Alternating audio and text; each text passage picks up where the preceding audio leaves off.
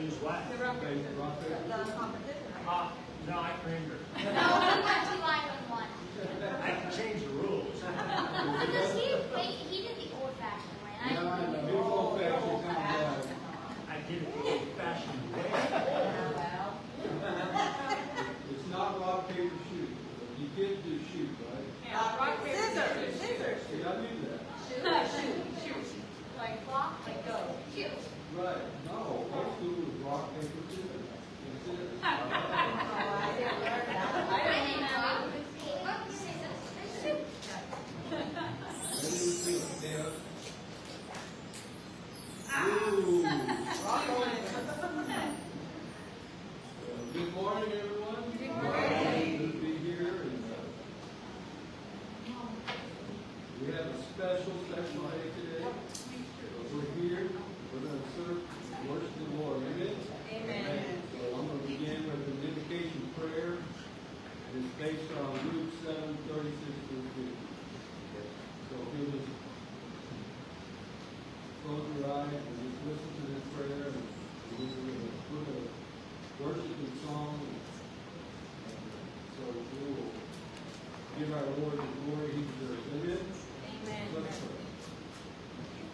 Heavenly Father, we come before you today, humbled and in awe of your boundless grace and mercy. As we reflect on the story of the simple woman who anointed Jesus' feet, we are reminded of the depth of your forgiveness and the power of love that transforms hearts. Lord, like the woman in this passage, we come with all our imperfections, our brokenness, and our sins, yet we trust in your promise that those who seek you with repentance and faith will find forgiveness and restoration. Teach us, O Lord, to approach you with the same humility and devotion, pouring our hearts in offering and offering our lives in gratitude for the gift of salvation. Jesus, you showed us the way of compassion and mercy. Help us to extend that same love to others that do not know you as Savior. Without withholding judgment and instead embracing them and you embrace us. Open our hearts to forgive, just as we have been forgiven, and to love as we have been loved by you. Holy Spirit, move within us to deepen our understanding of the truth revealed in this passage today. Remind us that your love leads to repentance, and our faith and trust in Jesus saves us and leads us into a life of joy and peace. May our lives be a testimony of your grace, shining as a light to those who are still seeking. We thank you, Lord God, for this example of this woman's faith and for Jesus' tender words. Your sins are forgiven. Your faith has saved you. Go in peace. May those words resonate in our lives today and every day. We pray this in Jesus' name. Amen. So we're going to be singing now. If you'll stand with me.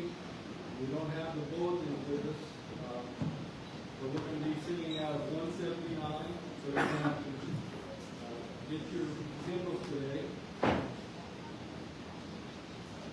Anybody need a hymnal?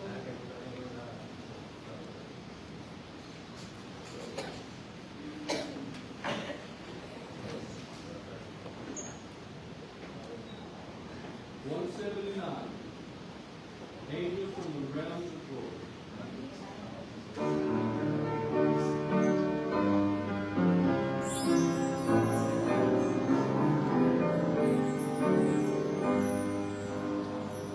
Angels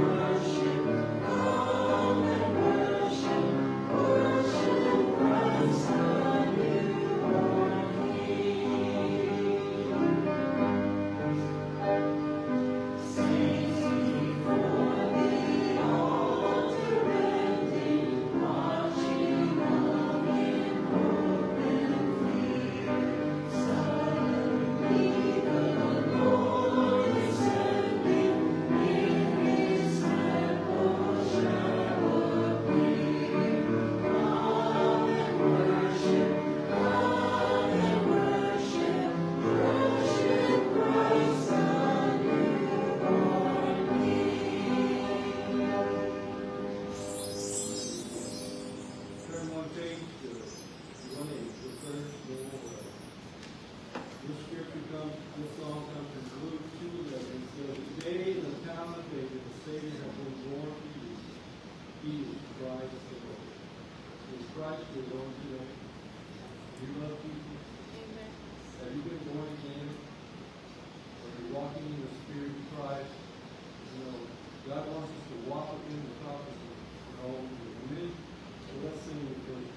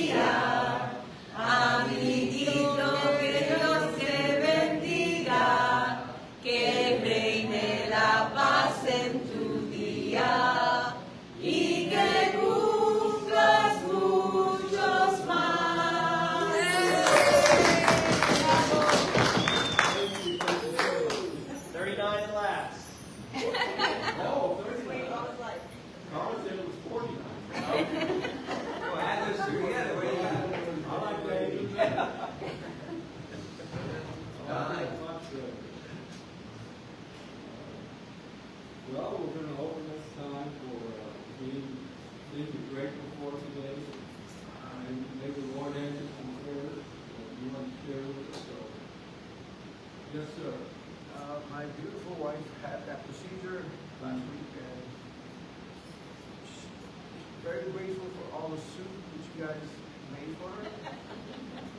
She's sampling, I mean, she doesn't take a sampling, she gobbles it all up. I haven't tried one yet, but that's okay. She's doing better. Her smile's coming back.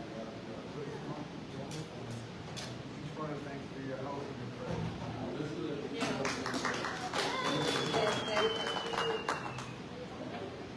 And you were nice in the nurses, right? Both of them. Or that nurse, yeah. Spencer, that one, yeah. Rusty, I don't have anything but nice within me, so I don't know how to be mean. Well, I knew that, but I just wanted to. Oh, I find it occasionally. It's hard to find. We're glad you made the Yes. service today. Anybody else wanting to come and preach? Anybody else? Any Thanksgiving you want to thank them, would you like to share? We are grateful, Rusty, to have gotten back from Arkansas and survived all the flights with a 15-month-old. So it's good. Oh, wow. Amen. We're glad you're back. Rusty, I have a prayer request. Yeah. During these seasons of Christmas, there's a lot of joy and happiness, but I want to pray for the families that have lost their loved ones, especially the youth. Ponce has been very bad, and we've lost a lot of our youth. And I pray for the parents. I pray for their family members, that they may have peace in this turmoil world, and to look into the hope of Jesus Christ, because really that's the only thing. So I pray for those young and beautiful families that lost their young, beautiful child. Let's pray. Father, we thank you. We lift up these loved ones who are dealing with the loss of their children, friends. We don't understand why this has to happen all the time before you. You have a bigger purpose than we can see. Lord, we just ask for your loving hand and your comfort to use these families, Lord. And may Christ be lifted up in these times. We pray this in Jesus' name.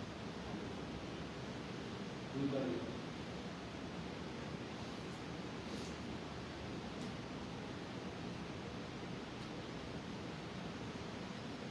I'm going to ask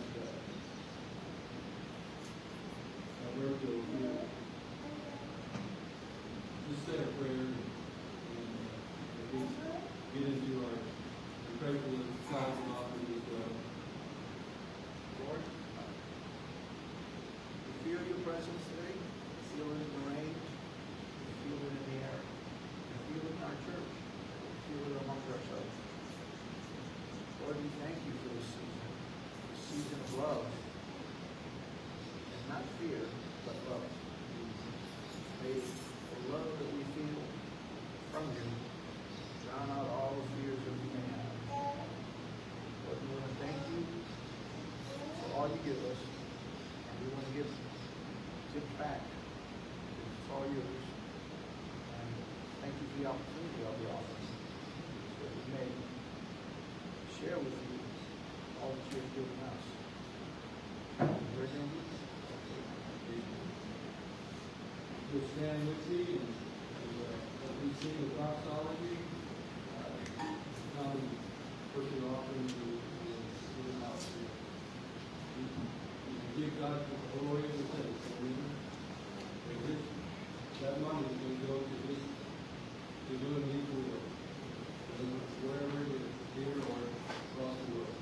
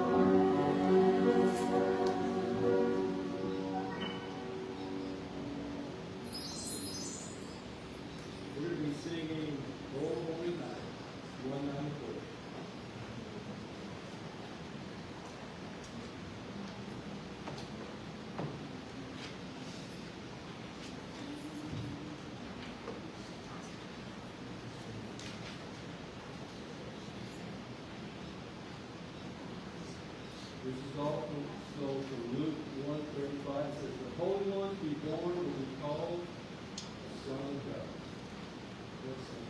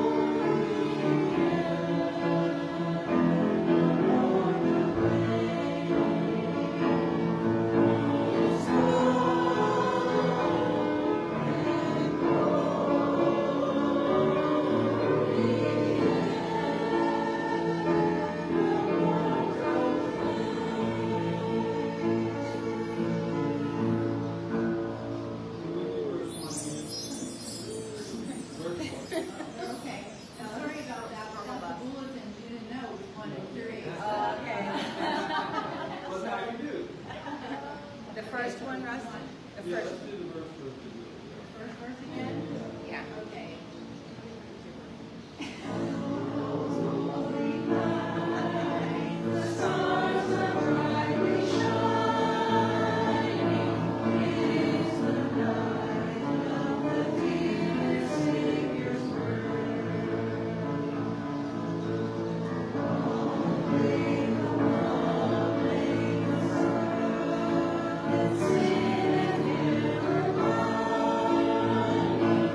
Thank you.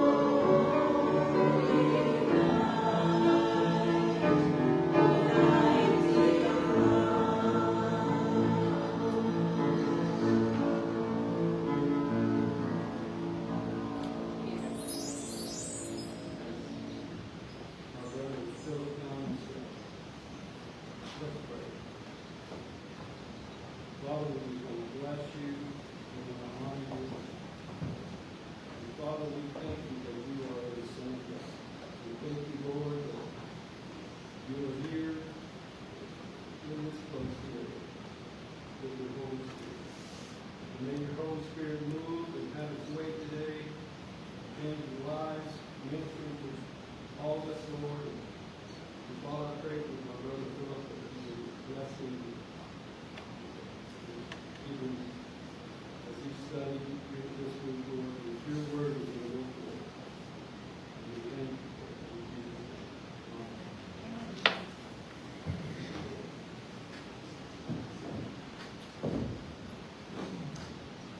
Good morning, everybody.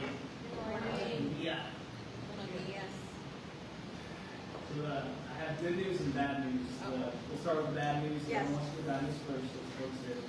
Bad news is Marcos and Rusty got so desperate. There were so many things that went wrong. They said, Philip, would you mind talking for a couple hours on Sunday morning? And I said I would be honest. The good news is they really only get that desperate about once a year. So if we survive today, we will be in a great place for at least another year. But it's an honor to be up here. It always is an honor to be up here. I'm not a pastor. I've never been to seminary. I would love to go someday. I think it would be something that I really desire to do. But because of that, all I have to talk about, whether it's an invitation or me just saying, are my own experiences with the Lord. My own stories and times walking with the Lord and just learning. And so as I prepared for today and thought about what would the Lord have me talk about, I can't help but think about the things that God is teaching me now. And just wanting to express that to you all today. So as Rusty prayed, Alberto, my desire for today is that the Lord will reveal new things to me and to you. And from these opportunities as we come together to worship God, that we will become more like Him. That is the goal, that is the mission. So that's where we're at today. So something that I have been learning in my walk with the Lord, and I've talked about it a lot, probably up here in vocations, is Hannah and I have been in Puerto Rico for a little over 2 years now, which means we have lived here longer than anywhere else we've lived in our almost 8 years of marriage. So we are truly Boricua at this point. And something that I realized because of how long we've been here is that God is teaching us things and teaching me things that it requires a certain amount of consistency in a place to see. And so one thing that I've learned or seen a lot this year, notice, is I've had opportunities to have gospel conversations with my coworkers. And if I was to summarize how most of those conversations ended, it was, I grew up in church. My parents were either Christian or Catholic. And I felt at some point when I didn't understand faith, I didn't understand what they were talking about, I felt judged in some way. That's a different experience than the one I experienced. I was discipled in college, and the people that invested their life in me, the Christians, I felt like I honestly never felt judged. You know, I would show up to a Bible study just for the pizza and leave before they started, and I didn't feel judged. I would take advantage of opportunities to just be crazy and wild and have fun and avoid the gospel side of things, and I didn't feel judged. And I think because of that, over time, I desire to know why Christians were different. What was it about them? And I shared the gospel with me, and it changed my life, and I'm here today because of that.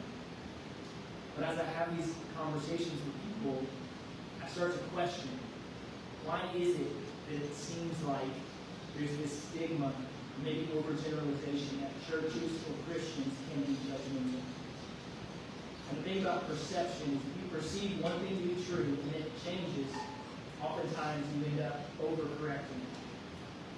The best example I have of that is, some of you already know this story, but the job I'm in right now required me to take an eye test. So for 28 years, I believed I had perfect vision. In fact, I remember being a kid and getting in trouble because I would walk up to my friends with glasses and I would say, "Nice glasses." I had friends who didn't. And obviously that was not very nice. And so I remember holding this pride that I had this perfect vision. I never had a vision test. I was off and on homeschooled and we traveled a lot, so no one thought we should make sure you can see. Play sports and all these things. And the entire time I held this idea that because I have perfect vision, I have something that others don't. At 28, I had to go to this facility where they tested you. They tested my hearing, my heart, They tested my lung capacity, all these random tests. And at the very end, they tested my eyes. And getting to the eye portion, I thought, I've done it. I've passed. You know, here I am going to get this job. And this is the one thing that was dependent on me getting this job. I walked to the eye doctor and she said, okay, close one eye and read this series of numbers. Easy. I close my left eye and I read them all down perfectly, thinking, you know, I knew it. I really am this specimen I always thought I was. And then she said, close the other eye. And, you know, having lived 28 years successfully, more or less, I just assumed she didn't understand that I'm right eye dominant.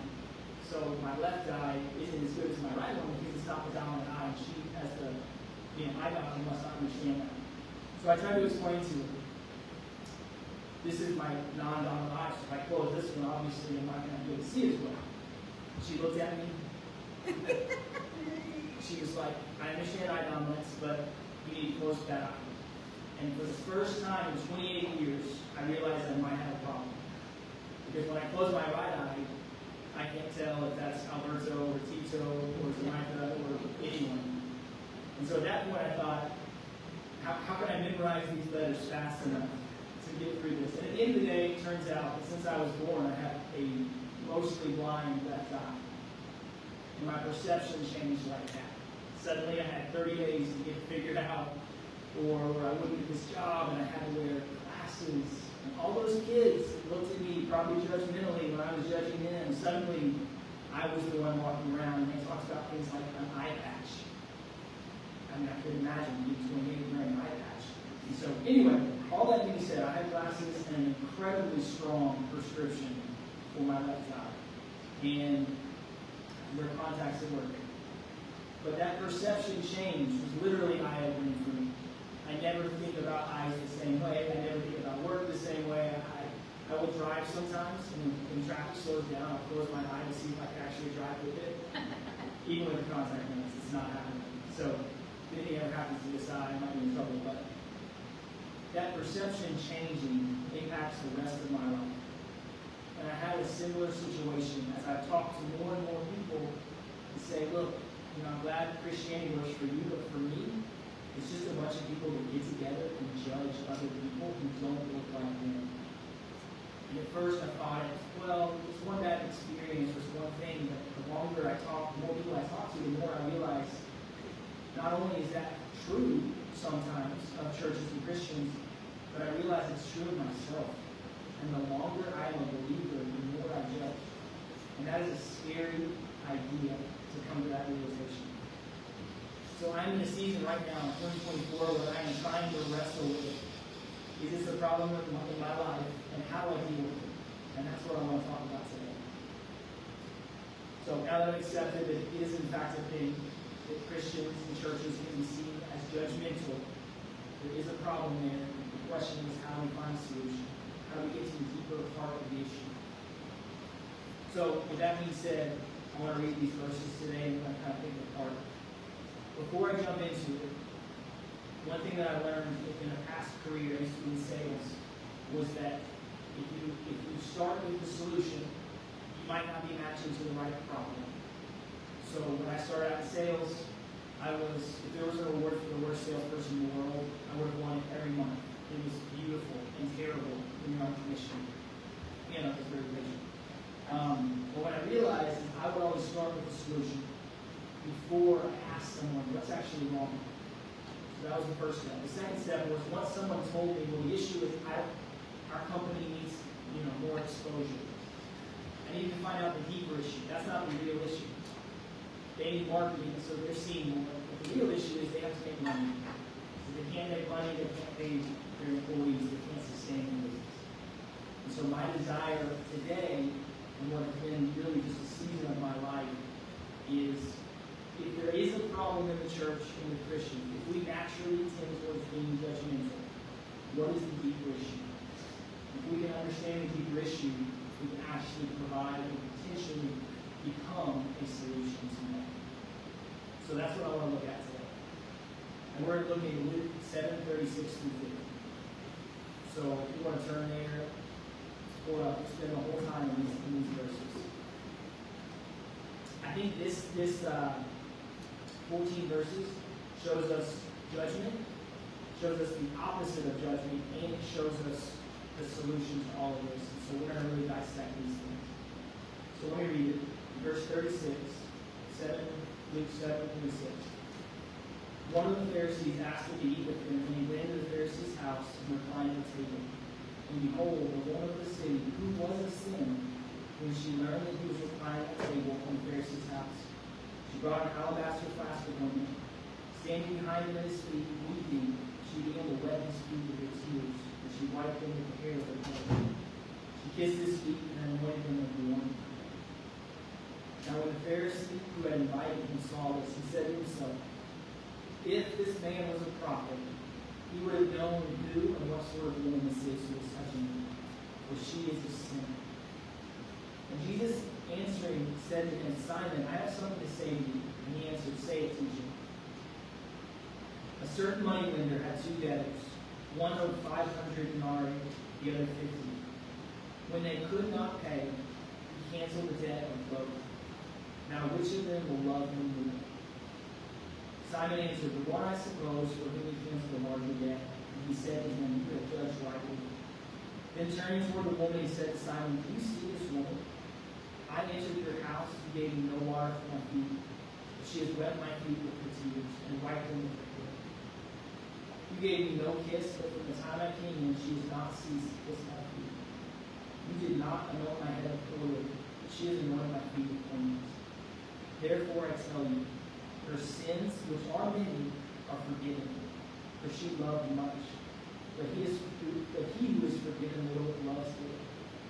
And he said to her, your sins are forgiven. And those who were at table with him began to say among themselves, who is this who forgives sins? And he said to the woman, your faith has saved you. Go in peace. I've read these verses quite a few times in Bible studies. I've heard people preach on it. And what I love about Scripture is that you can probably take the same 14 verses every Sunday, ask the Lord to reveal these things, and as you see it, you'll see new things in it. That's a beautiful thing. But I have reread these verses a dozen times in the last 6 months as I think about my own natural desire to judge others. And God has revealed a lot to me about myself through these verses.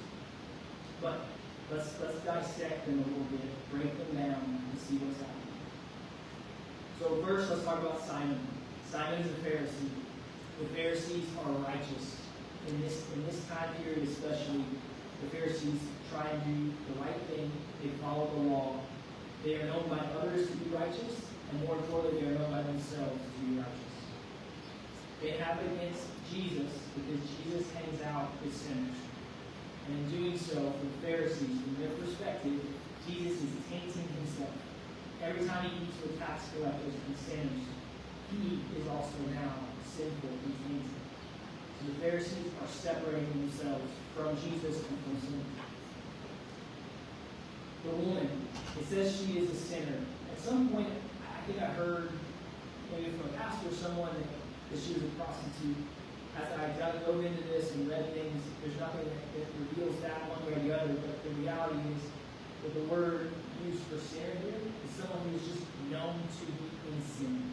Someone who is consistently, from a public standpoint, everyone would know that this woman was a sinner. The other kind of piece about this woman that's unique is that she wasn't invited. She showed up anyway. She brought something that was worth a lot of value, disappointment, and she never speaks. There are a lot of people reclining in this room, but she's the one that never speaks. She comes in, and the entire time she's fully focused on Jesus. So we have two very different pictures, right? The things that these two people have in common that we can look at here is they're both sinners. So the Pharisee does not believe that Jesus is the Son of God. It says that when he saw the woman and realized that Jesus was not rebuking her, he said, if this man were a prophet, he would know that she was a sinner. So it sounds like Simon has invited Jesus over just to kind of test and see, who is this? I've heard about this man, who is he? And it sounds like he kind of has a levels to it, right? So like the top level will be, this is the Son of God. He hasn't considered that. He moves down, prophet. Pharisees know all about prophets from the law. So maybe, possibly, he's a prophet, which is kind of an important thing. And then below that, he's just a teacher. He's just someone who has some knowledge and is sharing with others. Simon's answer to his own wondering and question is, if he were a prophet, he would know how sinful this woman is, and he would send her away. So he must be a teacher. So from hindsight, in 2020, from us having all of Scripture, we know, okay, that means Simon does not know the Lord here, he does not know who Jesus is, he's questioning. So Simon shares something with this woman. He is a sinner in need of a Savior. The woman, same thing. She knows it, she comes in, she falls at Jesus' feet. She's a sinner in need of a Savior. The differences between the two are really their understanding of their own sin. So the woman has one focus. She's not even looking at Jesus in the eye. She's not standing up. She's not speaking. All she can do is bring the best that she has to Jesus and fall at his feet. Simon, on the other hand, is just looking for people to judge. So first he judges the woman when she walks in. Oh, this is a sinner. She shouldn't be here. Then he judges Jesus for not rebuking the sinner who is there. And that's something I've noticed in my own life too. Being judgmental, it doesn't just stop with like a certain level. When you allow yourself to judge others, it just spreads like gangrene, like a cancer. You find yourself not just judging one person or one situation, you fall into this trap. It just becomes easy. It's so easy to judge other people. So, if we break this passage down into two pieces, you have the story, the reality of what's happening. You have a dinner or a lunch at the Pharisee's home. You have this woman who comes in with Simon. And then right in the middle, Jesus provides a parable. He does this all throughout Scripture. And sometimes the parable no one understands. Sometimes it's very simple, almost to help someone understand. And I think in this case, Jesus provides this parable specifically to Simon in a simple way, in a way that he would understand. So he says this. Simon. First he says, Simon, I have something for you. So he's just targeting Simon. In verse 41 he says, a certain moneylender had two debtors.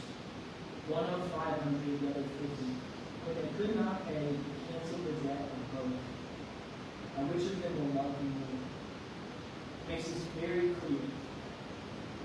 Simon answered, and one way he answers, I think it's funny, he says, well, I suppose the one who owed more. Simon doesn't even really want to, he doesn't want to fall in the trap, he doesn't kind of sees it, he's like, probably the one who owed more. So, as an adult, mostly as an adult, I have realized that debt can be a very real thing. And we bought our first house here. So that's another level of debt. There are times where I think at night, I owe over $100,000 for a house that I live in. You know, what would happen if the house just fell down? Tom says nothing, maybe something, I don't know. Tom knows more about this. But the point is debt and the weights of debt feel different. So in this case, again, making this very clear, Jesus is pointing out you've got two debtors who have something in common. They owe something, and it says they cannot pay. One is less, one is more. It makes sense that the one who owes more and cannot pay would come out of that situation with such relief. Think about being able to sleep at night again because you were free of this massive amount of weight. The other also had a weight. Also had something he could not pay. But at least for that one, it probably seemed more realistic that eventually he would be able to pay off this 50 denarii. So after Simon answers and says, well, I suppose the one with more, Jesus says this, you have judged rightly. I don't think it's a coincidence that Jesus uses the word judge here. He provides someone who is already incredibly judgmental. He provides him an opportunity to make another judgment.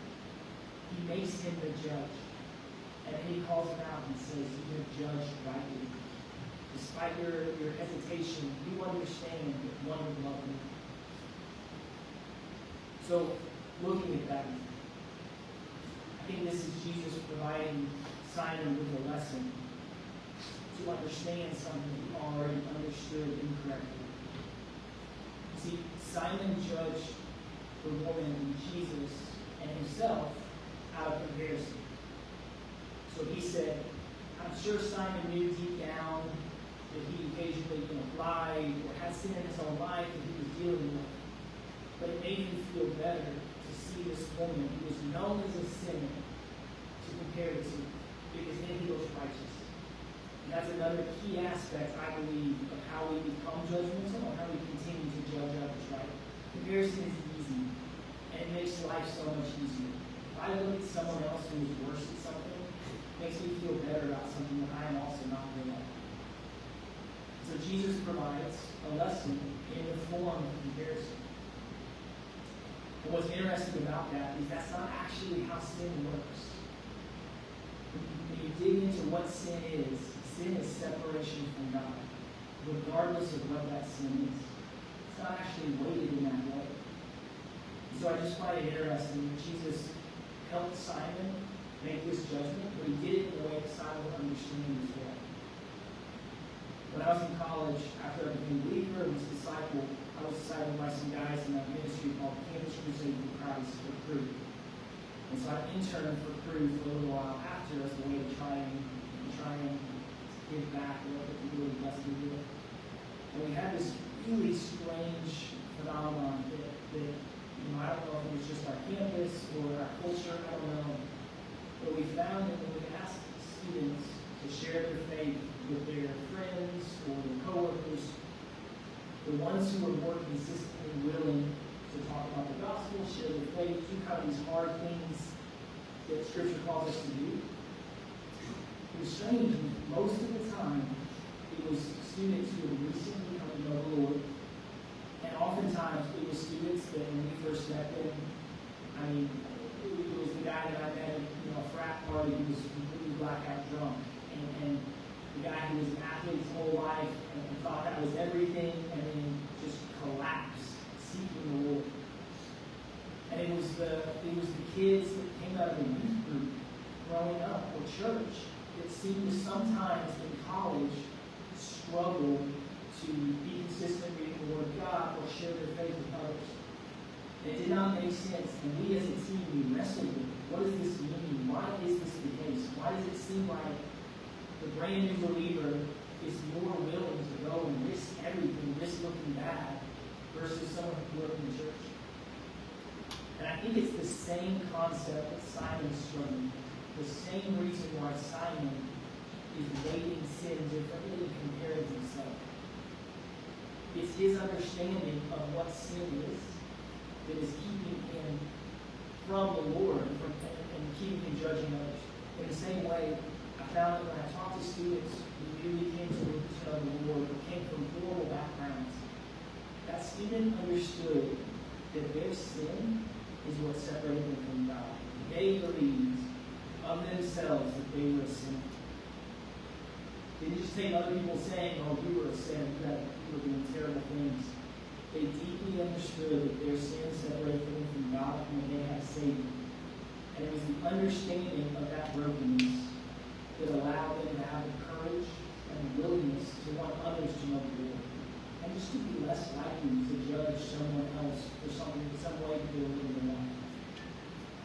And yet, some of the students who came out of church growing up their whole life, without even really, mostly subconsciously, kind of tended towards thinking, I'm more righteous. I've worked so hard my whole life to be righteous, to do the right thing. And here I am in college, and I don't really want to talk to that person who is living that way, or that atheist, or that person dealing with all of these issues. Just don't really want to kind of feel like I'm going to be tainted by that person. Once again, the same thing. It's this comparison. Their sin is worse than my sin. Thus, they need a Savior more than I need a Savior. And it's easier for me to separate myself from them.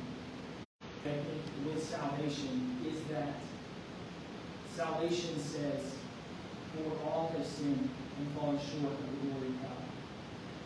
Because all have sinned and fallen short of the glory of God means that every single person in the world has something in common.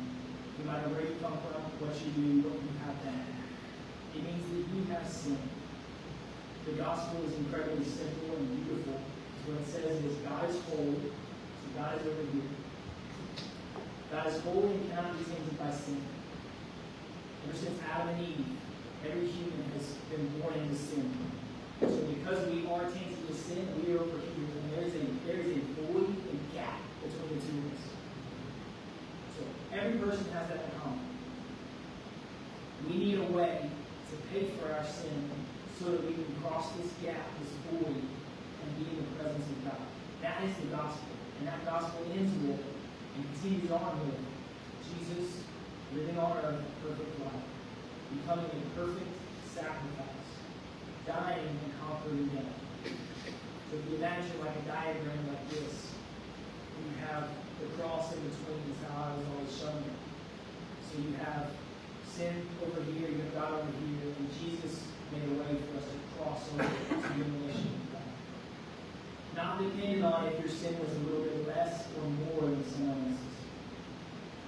So that's the beautiful thing about salvation, is that we all need it, and if we have it, that's now the only difference we have to any other person on the planet.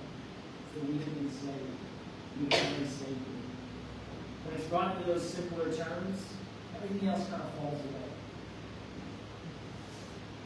So because we all require a Savior, and because each of us has an opportunity for salvation, we have an opportunity to cross that gap, that border, into this new life, into this beautiful new life. So the question at the beginning was, why do we as Christians, why do we struggle so much with being judgmental?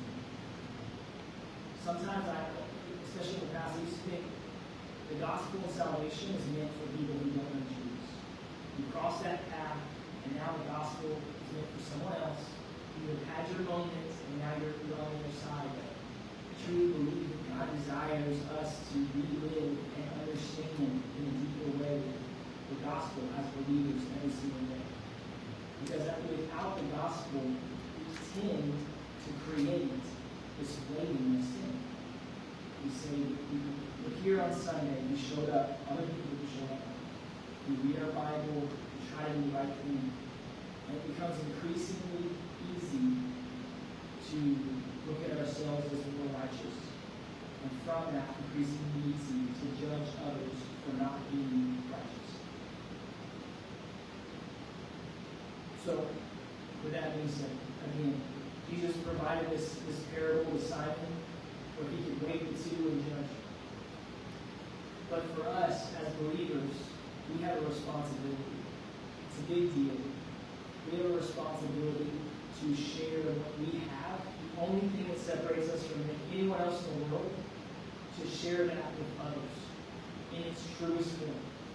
In the truest form, which is, as a sinner, you need a Savior. I am a sinner.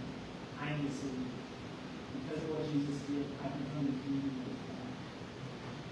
And I love this story, and I love this passage, because it does provide multiple options of how we could live our lives. But it's this woman that provides us, I believe, what God calls us to. This woman who is humble enough to understand that she is a sinner. This woman who has accepted that Jesus is the only way. She does not walk in and communicate about what she thinks is right or wrong. She doesn't look at anyone else. Her eyes are only on Jesus.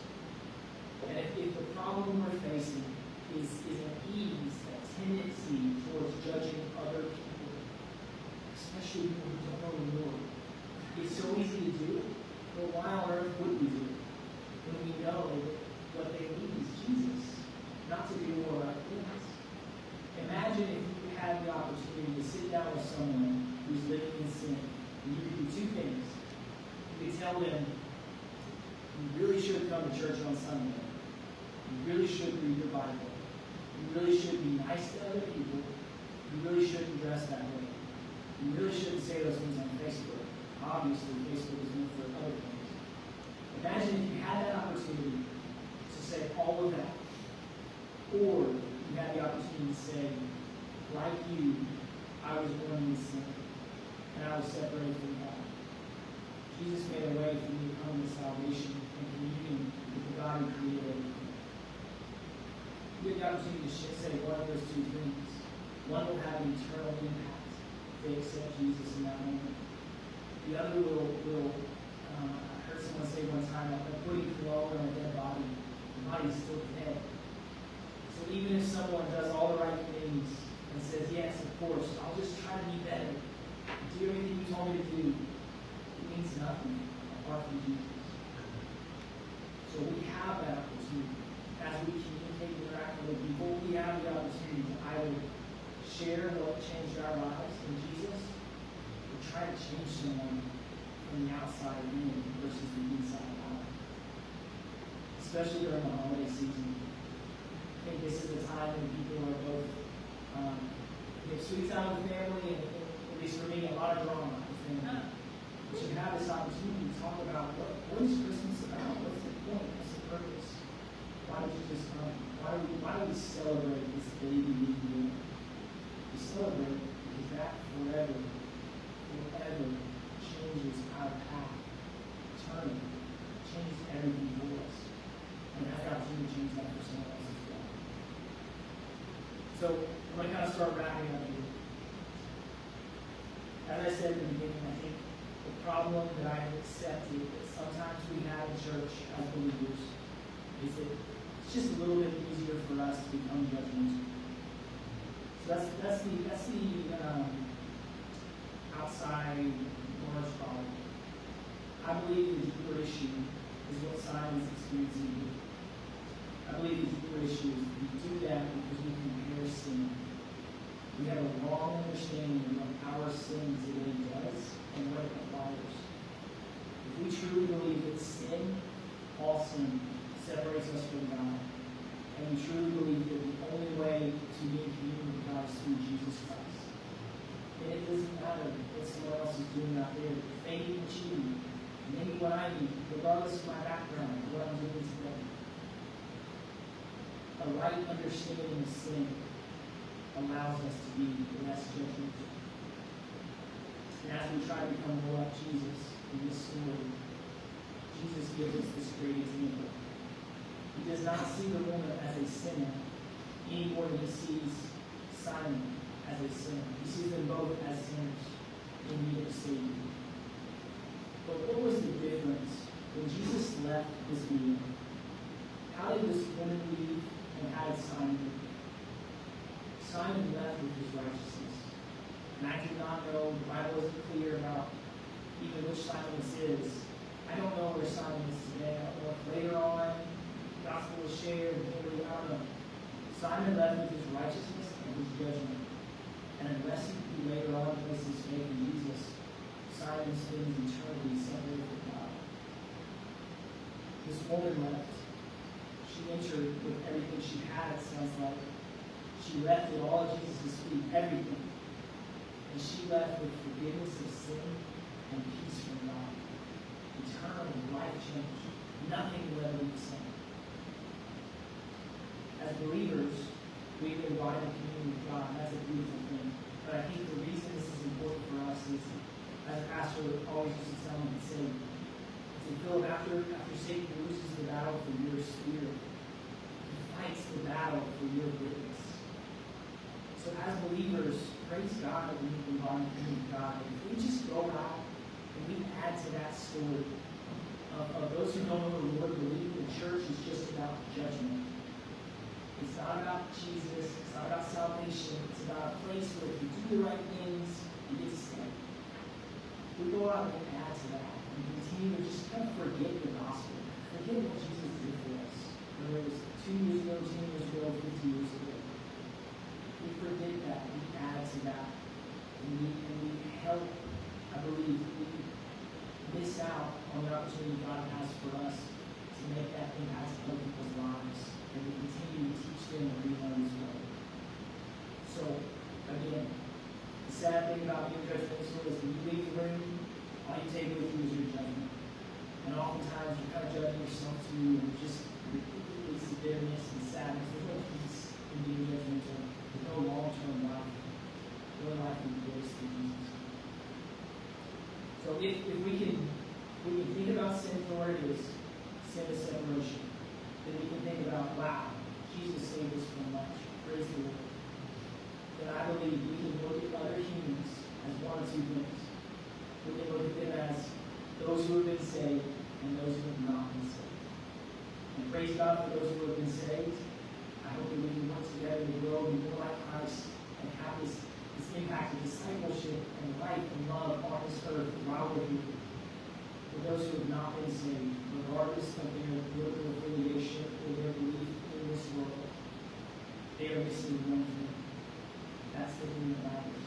That's the one thing we will also at some point miss.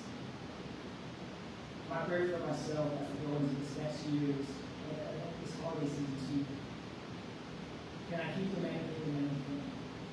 Can I remember that sin was there in my life, it is there today, and out of the Bible? And if I can remind myself, if I can read scripture like this and ask God to reveal to me how to be more like Him, I believe we can be a church with open doors and open arms. We can be believers who have opportunities. We'll be shocked. I am constantly shocked. And I run away from opportunities sometimes, but God provides us those opportunities. And I believe that Homestead Baptist Church, again, in Hannah and I's marriage, we've been at this church longer than any other church. And I'm excited to be here much longer as well. But I believe that this church is here for a purpose. That God is using it for us, and He's going to use it for others. So having this right view, I think, allows us to have those open doors and allows us to have those conversations. And someday I pray that a coworker who tells me I grew up in church and felt judged when I questioned, so I left and now I'm bitter, I pray that they will come with us someday. And they'll sit down and they'll be loved and told about the gospel. That's my desire, both for myself and for this church. So, all of that being said, I never became the best salesperson in the world, so we'll have to kind of review that. I think as I become more mature in my faith, and I realize at a deeper level just how deep salvation is, and how far sin drives us away from God. Think about Paul. I don't have all these verses pulled up, but Paul, 3 different times in Scripture, later in his ministry, he says things. He says, I'm the least of these at one point. And I always think about this. Paul becomes this incredible missionary all over the world. Why is Paul different than so many believers? As he gets older, it's like he sees his sin in its true form more. And thus he sees what he was saved from more. So verse says, I'm the least of these, referring to other Christians. It's like in church, it's like, a lot of great Christians here. I'm the worst Christian here. Later in his ministry, he's with non-believers. He says, I'm the greatest sinner. He's looking at other sinners. Of all these sinners, I am even worse. As his ministry goes, he just gets more, he understands his reality more. And that allows him to be effective in the world. And that's what I hope for us. That's what I want for myself. I don't want to grow older and become more righteous in my own mind. That is a dangerous, dangerous thing. It just seems so easy, right? It seems like something easy to fall into. I hope that the love I have for Christ will only grow as the older I get, the more I realize what sin does and what Jesus did to save us. And I think the key for being less judgmental is having a grateful spirit and gratitude. And just understand what God did for you. And truly understand even a percentage of what God did for you and for me will change your life and it will change the way that you react to other people in those situations. So, with that being said, I'd like to end with a challenge. As you have time this week, read these verses, look at the way Jesus reacts to these two sinners, look at the way that each of them reacts to each other, and think about how that could be used or how that would run in your own life. Go outside and be honest with me. And I pray that as a church, we will be more disciplined as we grow in faith. So, thank you for this time. Thank you for the opportunity to be up here today as I talk about this and deal with this myself. And I pray for us, and I pray that God would bless Alton Baptist Church. That we would be seeing something different. Just like the people that impacted my life in college. If someone walks in, they would just think, what is it about this church that does not meet what I thought church was? And that we have to share it. So, God, I thank you so much for the small things and large things that you teach us, that you share with us, that you provide us with. God, you are so gracious to provide us with salvation. And I just think it's easy to feel more righteous along the way, along the way in church, and to just get this idea that we have something that others don't. And because of that, because we forget what that is, we judge others. And God, I just pray that you would protect us from that. God, I pray that we would be a church that loves well, has a lot of gratitude, that deeply understands what we can say about it. Make us more like this woman who her sole focus was you. All she could do was fall on her knees and weep. Make us less like this righteous Pharisee who could only see the sin, could not see Jesus. God, thank you for what you've done in this church. Thank you for these people. Thank you for the life that you've given us. Thank you for salvation. I want us to grow in our mission